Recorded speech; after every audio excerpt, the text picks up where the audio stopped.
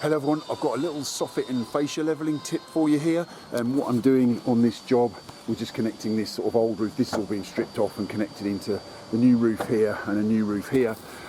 Fairly traditional really. What we're doing here is the soffit is 6mm ply in this case, and it's fitting into a groove that we put in the back of this 175 by 20mm softwood. Again, fairly traditional. What we basically do is we sit the soffit down on top of this blockwork here and then level it across into the groove on the back of the fascia. Now, the issue we've got is that if we put a little bit of soffit in here, we've got to get a little boat level in there and try and level the soffit in its width. What I've got is I make a little jig up, which makes it easier and enables you to use your 600mm level over the top, saves you messing around with the boat level, as I said, down in here.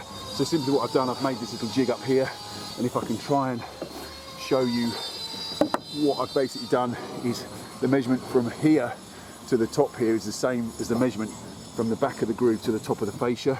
So let me see if I can do this one-handed. Move them over. Yeah, so if I put that jig in there, look.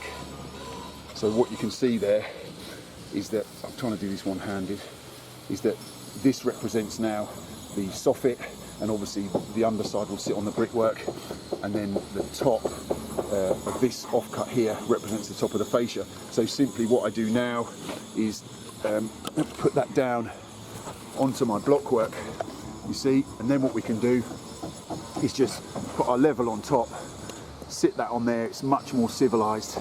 And then another thing that I've done here that can help you when you're working on your own is just cut a noggin and fixed it in the back of the rafters here, which enables me to clamp on my fascia. I've done that both ends, so I can do it one-handed.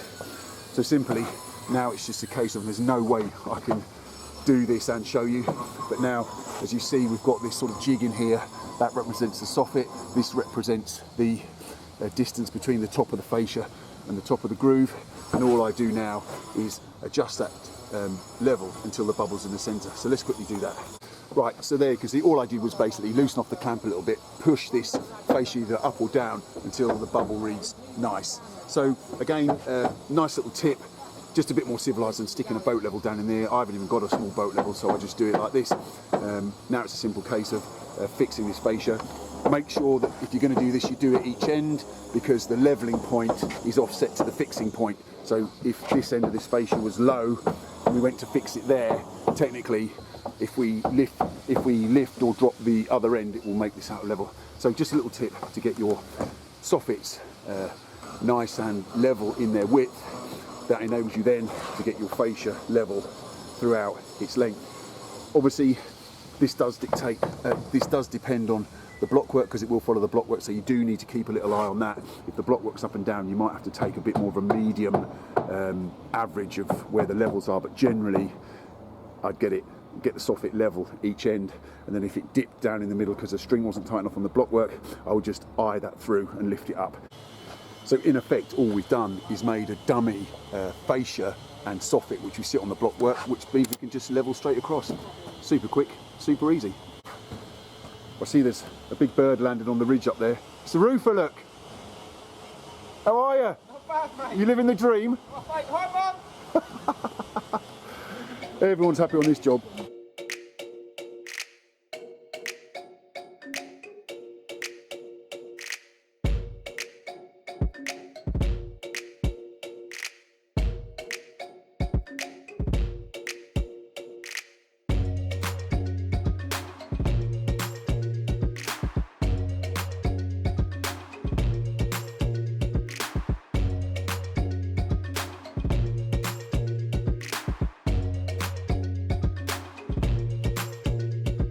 Just put a little tack in the perp, stop that falling out again. Lovely. Excellent. One more at that end.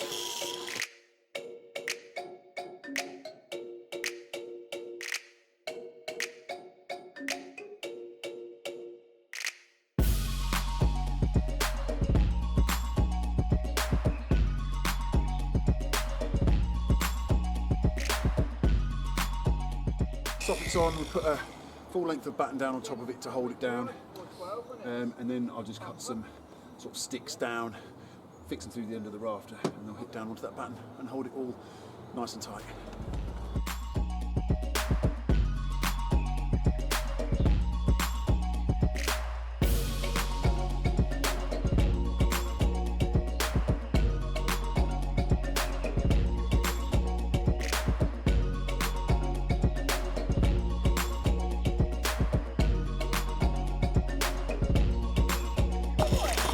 So what we've got, that soffit is now lovely and finished. What I'll probably do here is just put some glue blocks with some high performance adhesive on the back here. If it starts to move as it swells and contracts, it won't, this soffit won't creep its way out of the groove. So that's just a tiny little tip that I hope you find useful and makes it a bit easier for fitting sort of timber soffits and fascias when you're on your own. Thanks for watching.